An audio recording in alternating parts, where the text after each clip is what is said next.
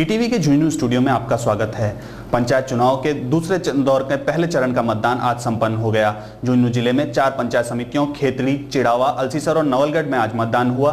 सभी मतदान केंद्रों पर धीमी गति से दिन भर मतदान चलता रहा और मतदान का प्रतिशत 55 से 60 के बीच रहने की संभावना है। जिले में कहीं से भी किसी भी प्रकार की अप्रिय घटना के समाचार अभी तक नहीं मिले हैं। इन चुनाव की खास बात यह रही कि एमपी एमएलए के टिकटों के दावेदार भी चुनावी मौसम देखकर अपना भाग्य आजमाने के लिए चुनाव मैदान में कूद पड़े हैं। दोनों ही प्रमुख पार्टियों भाजपा और कांग्रेस में ऐसे उम्मीदवारों की कमी नहीं है।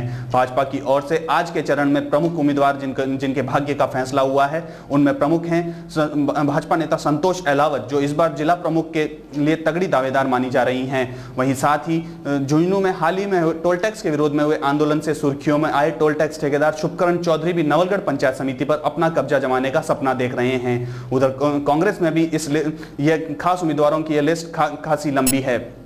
केंद्रीय मंत्री शीश राम ओला की बेटी खेतड़ी पंचायत समिति से चुनाव मैदान में है। वहीं झुंझुनू के सैनिक कल्याण अधिकारी का पद छोड़कर चुनाव मैदान में कूदे विंग कमांडर एसआर सुरा के भाग्य का फैसला भी आज पेटियों में बंद हो गया। उधर पिछले दौर के चुनाव में घड़ाना खुर्द में मतदान में हुई गड़बड़ियों के बाद प्रशासन ने वहां 7 फरवरी को पुनर्मतदान के आदेश दे दिए हैं। झुंझुनू से मैं अरविंद सिंह अब आपको वापस न्यूज स्टूडियो लिए चलता हूं।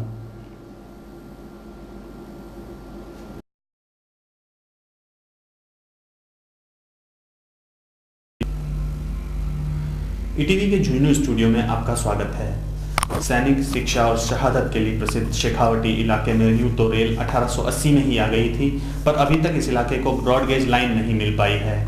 देश को सबसे ज्यादा सैनिक और कई मशहूर औद्योगिक घराने देने वाला शेखावटी इलाका इसी कारण विकास की दौड़ में आज पिछड़ा हुआ है। आजकल शेखावटी में कई नागरिक संगठन इस इलाके में राजनीतिक नेतृत्व पर दबाव बनाने की कोशिश कर रहे हैं कि इस इलाके में ब्रॉडगेज लाइन लाई जाए, और इनमें से सबसे प्रमुख है शेखावटी रेल विकास संघर्ष समिति, जो इस मुद्दे को लेकर काफी समय से संघर्षरत है। आज हमारे स्टूडियो में है शेखावटी रेल विकास संघर्ष समिति के अध्यक्ष प्रदीप अग्रवाल, और आइए उन्हीं से जानते हैं शेखावटी की जनता के इस संघर्ष के बारे में। प्रदीप, हमारे स्टूडियो में आपका स्वागत है। प्रदीप, सबसे पहले ये बताएं कि क्यों जरूरी है शेखावटी के विकास के लिए ब्रॉडगेज लाइन? देखिए, किसी भी क्षेत्र के विकास के लिए वहाँ परिवहन साधनों का होना बहुत ज़रूरी होता है, क्योंकि शेखावटी इलाका राष्ट्रीय राजमार्ग से जुड़ा हुआ नहीं है और यहाँ जल मार्ग और हवाई मार्ग की सेवाएं भी नहीं है। इस दृष्टि से यहाँ ब्रॉडगेज का विशेष महत्व है। यहाँ ब्रॉडगेज रेलवे लाइन आ जाने से औद्योगिक विकास होगा और यहाँ जो हजारों लाखों लोग बेरोजगारी का जीवन जी रहे हैं उनके लिए विकास के रास्ते खुल जाएंगे। बिल्कुल प्रदीप, जनता की मांग तो बिल्कुल जायज नजर आती है, पर आप ये बताएं कि राजनीतिक नेताओं का आपके इस आंदोलन के प्रति किस तरह का रुख रहा है अभी तक? वो इस आंदोलन को पहले ही दिन से हास्यास्पद दृष्टि से देख रहे हैं, और जब भी हमने विभिन्न संगठनों से इस बारे में सहयोग चाहा तो उनका नज़रिया बिल्कुल ही नकारात्मक रहा है। इस संबंध में हमने यहाँ के क्षेत्रीय सांसद, सीकर के क्षेत्रीय सांसद से भी संपर्क किया है।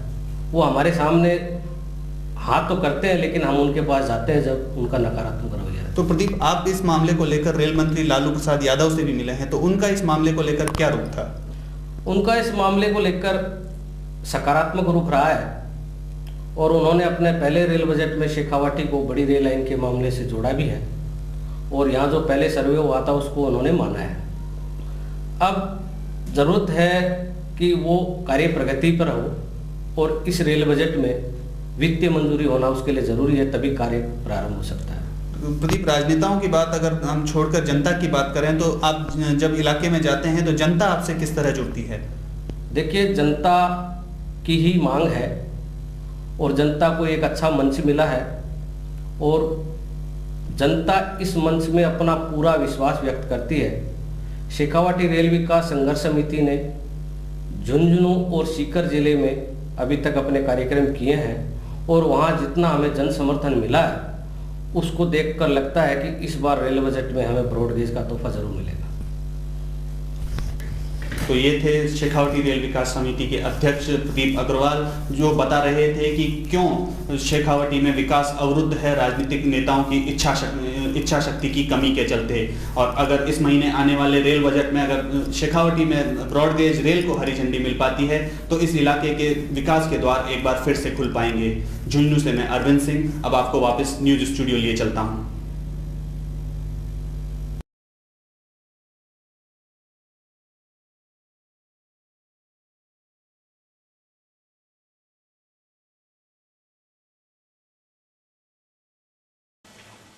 ब्रिटिश काल में मारवाड़ी घोड़े को राज का प्रतीक मानकर नकार दिया गया था और इसी कारण सजीले मारवाड़ी घोड़े की नस्ल विलुप्त होने के कगार पर पहुंच गई। पर अब मारवाड़ी घोड़े की प्रजाति को बचाने के प्रयास राज्य में कई जगहों पर जारी हैं।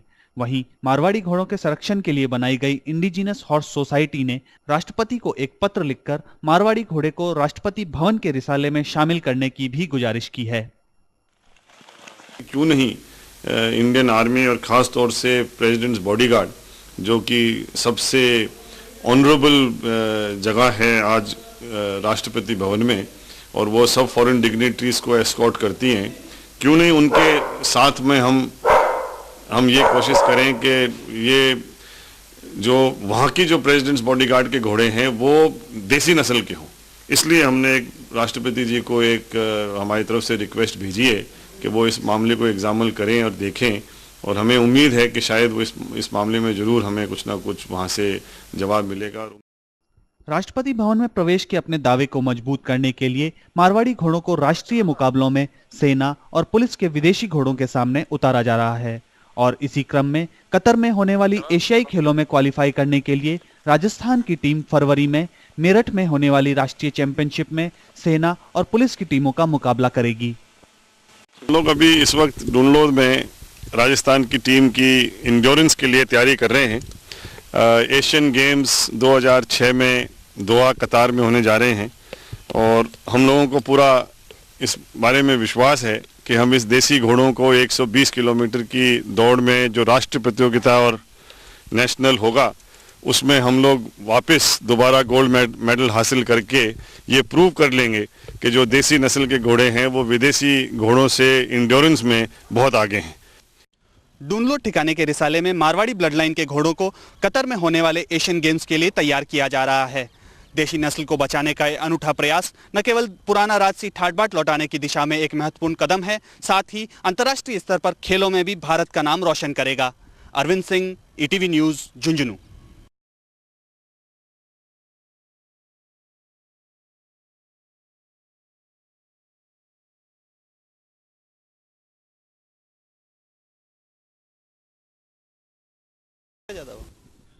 झुंझुनू के एक छोटे से गांव जय पहाड़ी को अपनी नीली खिड़की वाली कोठी पर हमेशा से गुमान रहा है। ये कोठी है पोलो के मशहूर खिलाड़ी मेजर यासीन खान की। मेजर यासीन खान ने अपनी जिंदगी एक सिपाही के रूप में शुरू की और ब्रिटिश काल में 3 कमांडर इन चीफ के एडीसी रहने का गौरव प्राप्त किया।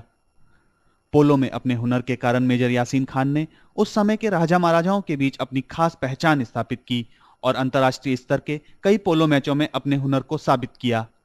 हैदराबाद के नवाब प्रिंस ऑफ बेरार ने उन्हें खास तौर से बुलाकर अपनी पोलो टीम का नेतृत्व सौंपा। इंडियन आर्मी में पहले भर्ती होकर के पोलो में अपना नाम कमाया हिंदुस्तान में। सीएनसी के भी एडीसी रहे, सीएनसी विलियम बर्डवुड और लॉर्ड रावलिसन और जैकब के सीएनसी रहे। उसके बाद यहाँ से छोड़ करके वो किसी वजह से कश्मीर महाराजा हरि सिंह जी के यहाँ चले गए। हरि सिंह जी के वहाँ भी उन्होंने पोलो में अच्छा नाम कमाया, और उसके बाद उनके कुछ आपस में किसी बात में विचार नहीं मिले, वहाँ से छोड़ करके वो आ गए। फिर उनको हैदराबाद निज़ाम के यहाँ बुला लिया गया कि पोलो के खिलाड़ी थे, इस कारण से उनके जो नवाब खुसरो जंग थे कर्नल, वो उनके दोस्त थे, उन्होंने वहाँ पर बुला लिया और वहाँ पर पोलो खेले काफ़ी समय तक। जय पहाड़ी की नीली खिड़की वाली हवेली आज मेजर यासीन खान की यादों को तो अपने में समेटे हुए है, पर खानदान में बंटवारे की वजह से मेजर यासीन खान की विरासत आज कई हिस्सों में बिखर गई है। हमारा आपस का भाई बंटवारे का उसमें वैसे खुल करके तो बंटवारा नहीं हुआ, लेकिन फिर भी सामान इधर उधर बहुत सा हो गया। आपके परिवार का एक बहुत बड़ा नुकसान है। जी हाँ, इससे नुकसान तो हुआ परिवार को कि भाई जो इज्जत उन्होंने कमाई थी उसको हमने आपस में बिखेर दी। पोलो की दुनिया में मेजर यासीन खान एक जानी मानी हस्ती थे।